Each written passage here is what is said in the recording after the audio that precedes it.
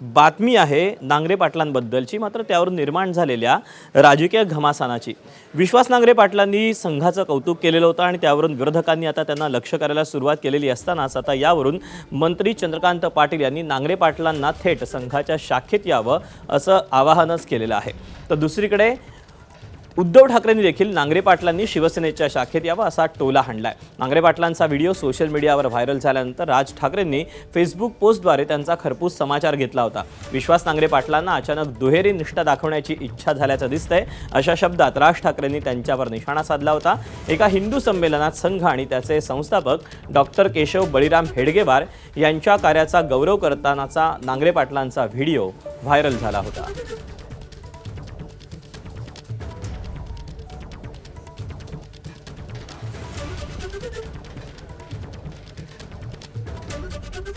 तेव्हा आता नांगरे पाटलांनी संघाची स्तुती केलेली होती आणि त्यावरून आता राज ठाकरेंनी त्यांचा समाचार घेतलेला असताना चंद्रकांत पाटलांनी मात्र त्यांना संघाच्या शाखेत यावं असं आवाहन केलेलं आहे।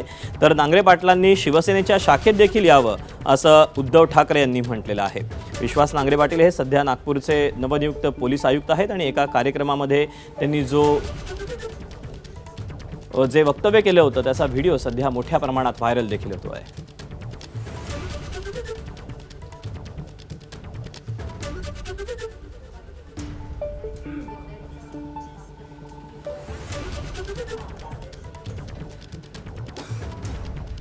राष्ट्रीय स्वयंसेवक संघ हा काही देशद्रोही संघटना नाही आहे, ती देशप्रेम शिकवणारी, ही मातृभूमी माझी आई आहे असं मानणारी संघटना आहे।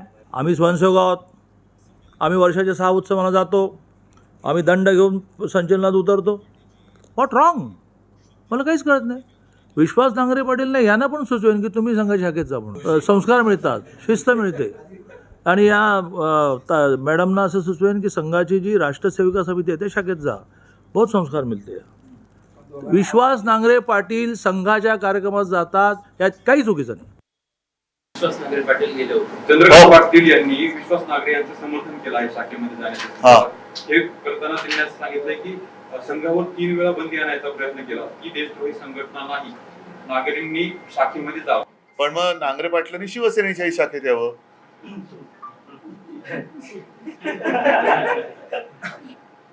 वल्लभभाई पटेलांनी बंदी आणली होती, वल्लभभाई पटेलांनी आणली होती, इंदिरा गांधींनी बंदी आणली होती। वल्लभभाई पटेल महत्त्वाचे। चंद्रकांत पाटीलांना इतिहास थोडासा सांगावा लागेल आणि ज्या सरदार वल्लभभाई पटेलांना हे म्हणतात की सरदार वल्लभभाई पटेलच पंतप्रधान हवे होते, खरंच हवे होते, कारण त्यांनी संघावरती बंदी घातली होती।